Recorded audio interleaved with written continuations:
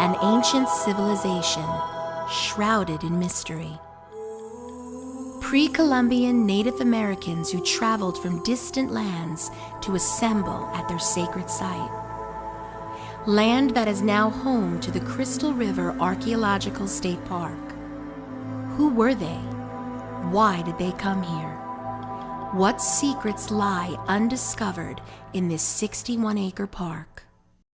Today, on Gems of the Nature Coast, we explore the mystery behind this ancient society. You'll hear from park rangers as they give some insight on this elusive culture. Then, we'll visit the neighboring Crystal River Preserve, where you can experience the undisturbed natural beauty of the Gulf Coast. It's all coming up today on Gems of the Nature Coast.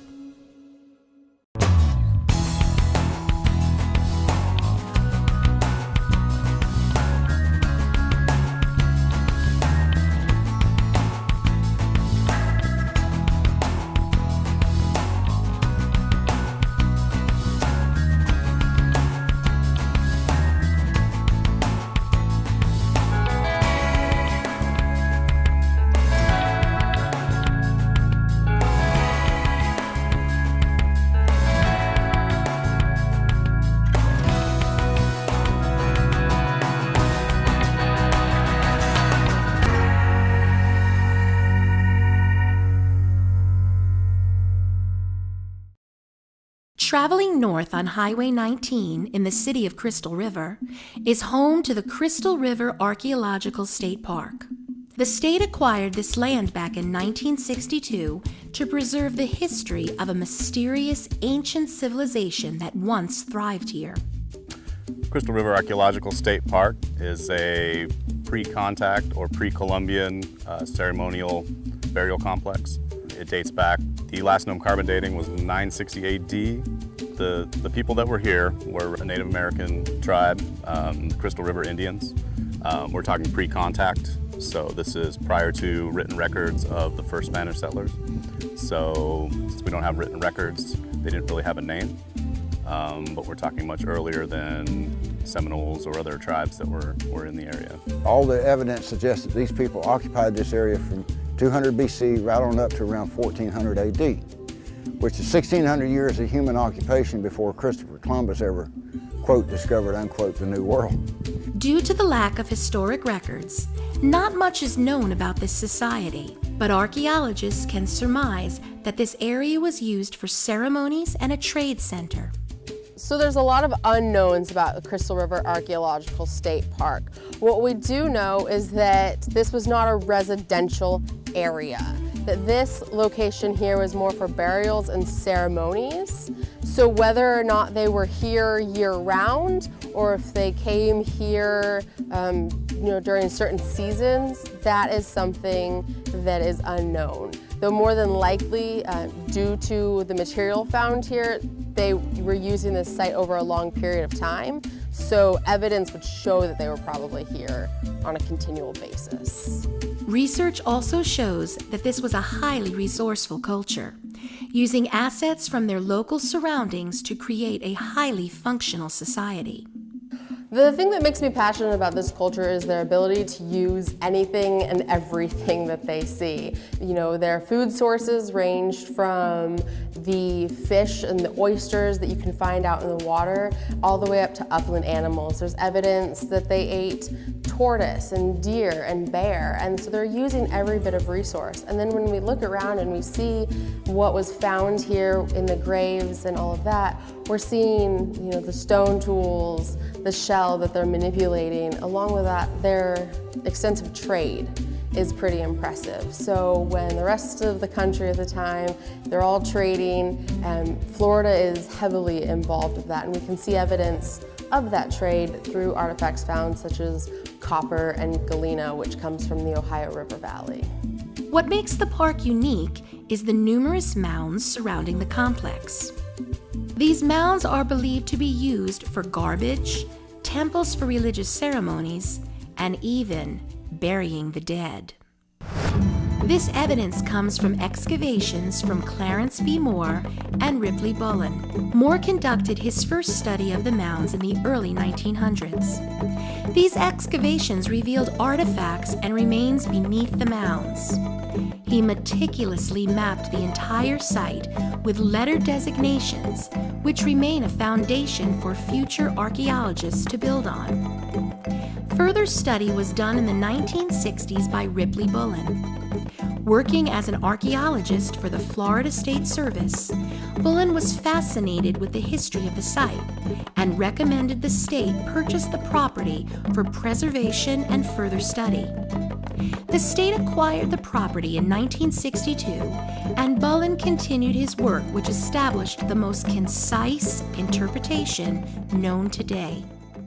Most of the artifacts recovered from these excavations can be seen in the park's museum located at the entrance. The museum offers visitors plenty of displays highlighting the various tools used by the ancient civilizations ranging from 1000 BC to 1000 AD. Here we have our time periods, so from the Deptford, the Weedon Island to the Safety Harbor. So we have pottery, stone tools, shell tools, along with our lithics, which is the projectile points. When they come to this building and look at these displays, they can see the process of tool making here at Crystal River Archaeological State Park. They can look and see how chipstone, groundstone would have been used to make, an axe or something along those lines. And then they can also look and see the shell. Shell is a very prominent thing here along coastal Florida, and it would have been used from a message calling device. It would have been used for jewelry or decoration. It could also have been manipulated in such a way that it could have been used as a hand tool or a cutting device. The park recently obtained an authentic pre-Columbian canoe excavated from the Lake Geneva area. This would have been the same type of canoe used by the Native Americans to navigate through the river system. This is a canoe that we recently acquired. It is an original, so it's not a replica. Unfortunately, due to the way that it had been preserved, treated, that sort of thing, the exact date of it is unknown. However, archaeologists believe that it's probably right around 1,000 years old, and this would have been something that the people living here, when the site was occupied, they would have been using this sort of thing. Coming up, we'll take you on a tour of the site's sacred mounds and dig deeper into the mystery of the elusive civilization of the Crystal River Archaeological State Park.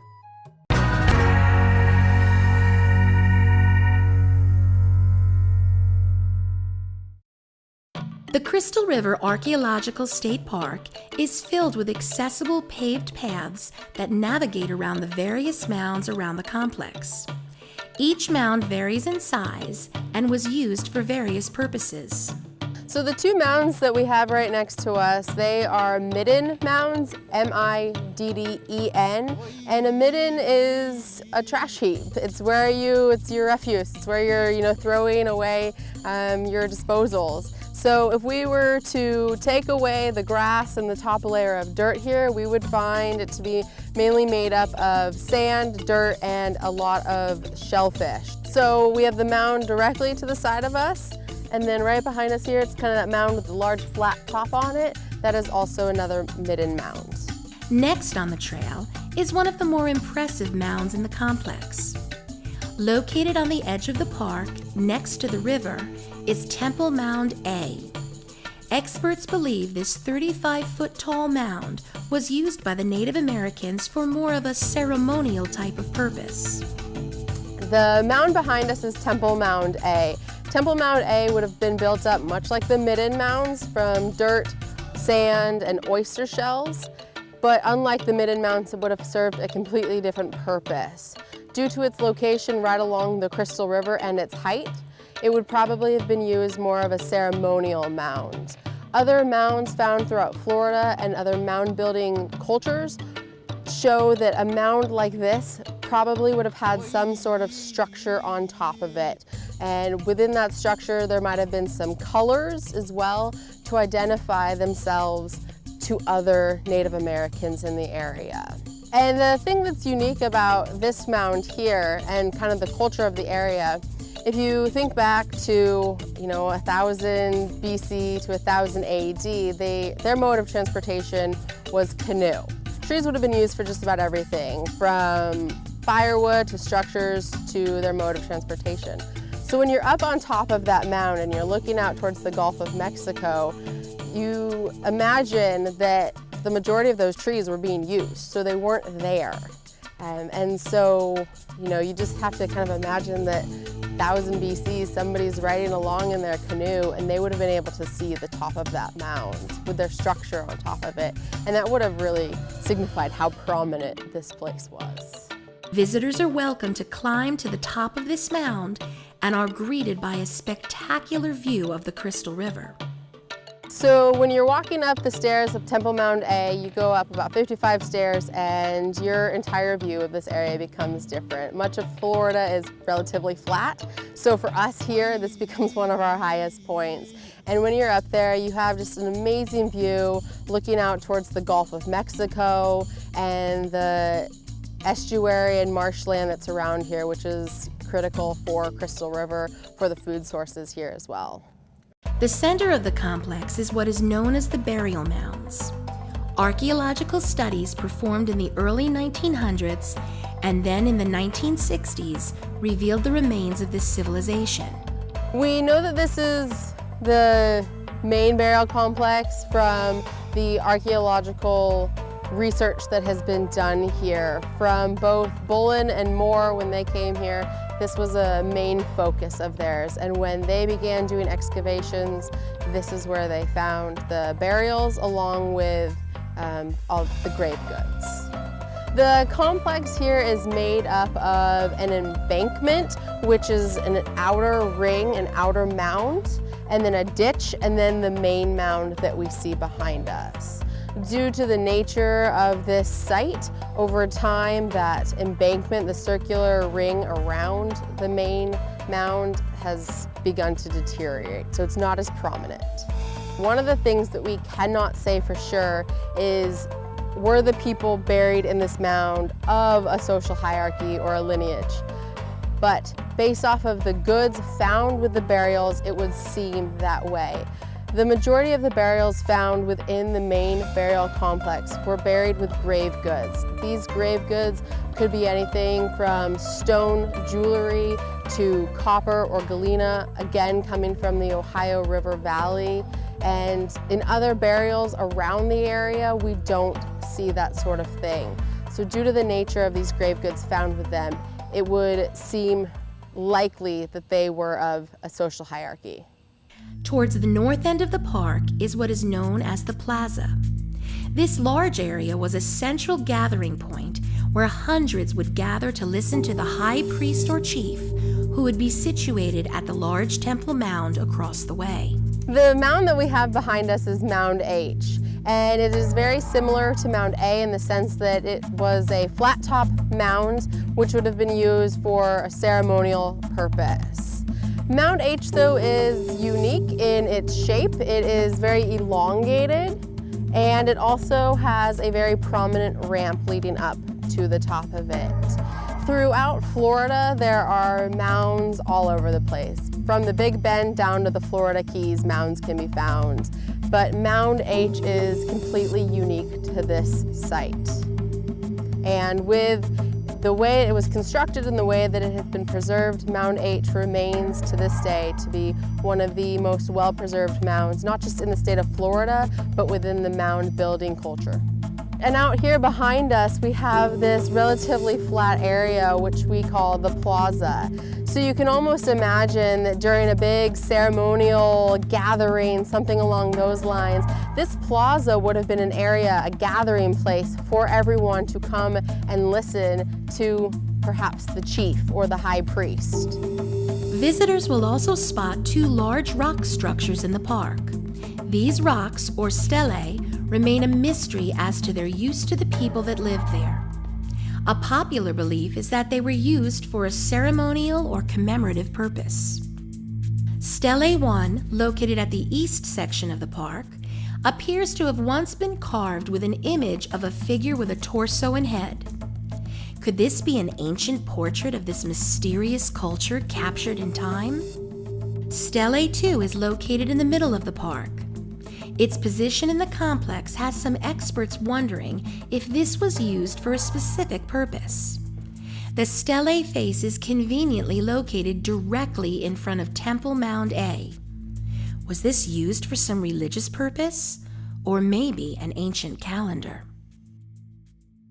A lot remains a mystery at the Crystal River Archaeological State Park, but archaeologists have been able to determine that this site was one of the longest continuously occupied sites in Florida.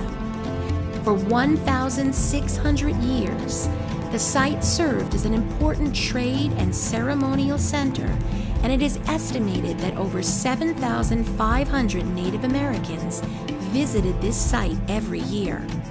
So the question remains, what happened to this lost civilization? Somewhere around 1000 AD, the civilization vanished.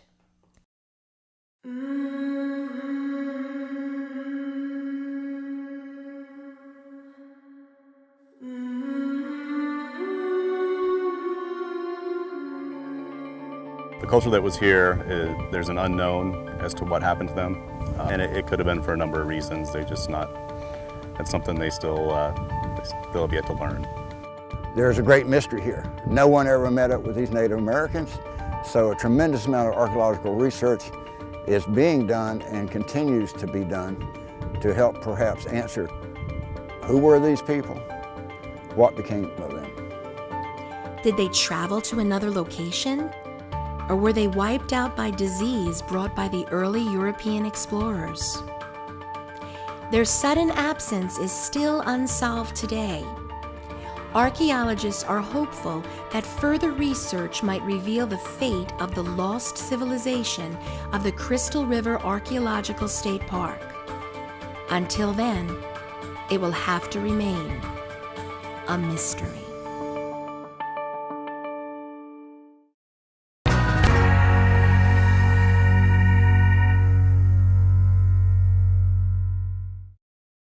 Although the park is known for its important historical significance, its relaxing setting on the river makes it a great place for friends and family to enjoy recreational activities. We are on the Crystal River. We have about 300 feet of seawall along the river. People come to fish, sunbathe. People walk their dogs here, picnic. People come to hike to the top of the Temple Mound. There is a paved path. It's about 3/4 of a mile long, and it is for people of all ages. This is our day use area here at the park, and you're more than welcome to come here, have a picnic, a barbecue.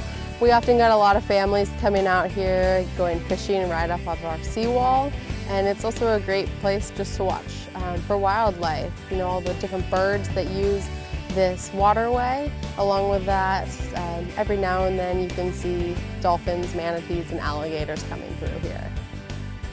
To enjoy the full experience of the park, it is highly recommended to attend one of the park's Moon Over the Mounds events. This event is specifically held on a full moon, and the museum is transformed into an education center featuring experts from archaeology to marine biology and plenty of interactive displays. When the sun sets, an intimate tour begins and is led by your own personal guide. Pathways are dotted with tiki torches, and the mounds are spotlighted by the majestic light of the moon. It's under the full moonlight, so it's an experience to be out here at night in the moonlight with the tiki torches going and learning about the culture that was here.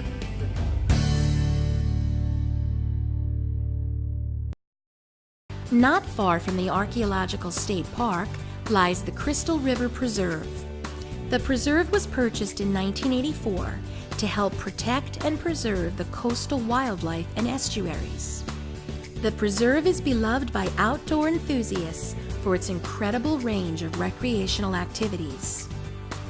So at Crystal River Preserve, we have a number of trails, and we also have 2 canoe kayak launches, a number of fishing areas. We have 3 designated fishing areas, 2 sites listed on the Great Florida Birding Trail.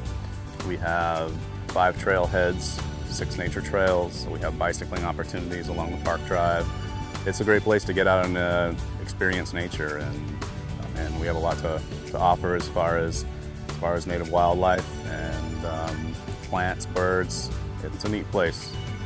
A lot of recreational use with kayaks now and canoes, exploring on their own all the tidal creeks. Short ways up the river, since the Crystal River is only approximately 8 miles long.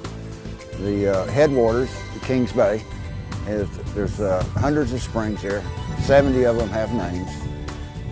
They are a refuge area for manatees during the colder season, and recreational use of that area is a huge tourist industry for this part of Florida.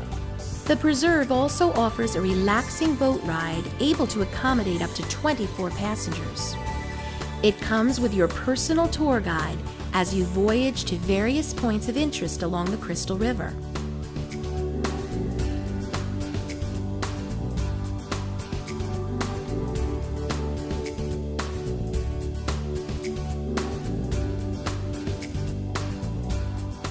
One of the tour guides, Henry Leroy Smith, has been with the Park Service since 1975 and loves showing off this treasured piece of the Nature Coast. We take a short trip from the preserve office here, upriver, where they can view some of the mounds from the vessel at the Archaeological State Park, and then we turn around and go out to the Gulf at Shell Island and return. And there again, it's an hour-and-a-half trip in which we talk about not only the history of the Native Americans of this area and the mounds that they built, but also we bring it forward throughout history into modern times, and we talk about any of the wildlife that may show up. Whether it's hiking, fishing, or kayaking, the Crystal River Preserve is the perfect place to start your adventure on one of the most beautiful, undisturbed settings on the Nature Coast. The Crystal River Preserve and the archaeological site not only preserve our distant past, but continue to protect our future by keeping the nature in the Nature Coast. Though there is still a lot to learn about the native people that inhabited this land, the Archaeological State Park continues to work with local universities to help uncover new, exciting discoveries that will further our understanding of this ancient society. Preserving this park is important because it is a window to our past. Cultural resources are something that once lost can't be replaced. The Crystal River Preserve and its loyal volunteers are dedicated to educating the public about environmental protection, while at the same time providing an exciting adventure for families and friends to enjoy for future generations. The Crystal River Archaeological State Park and Crystal River Preserve truly are gems of the Nature Coast.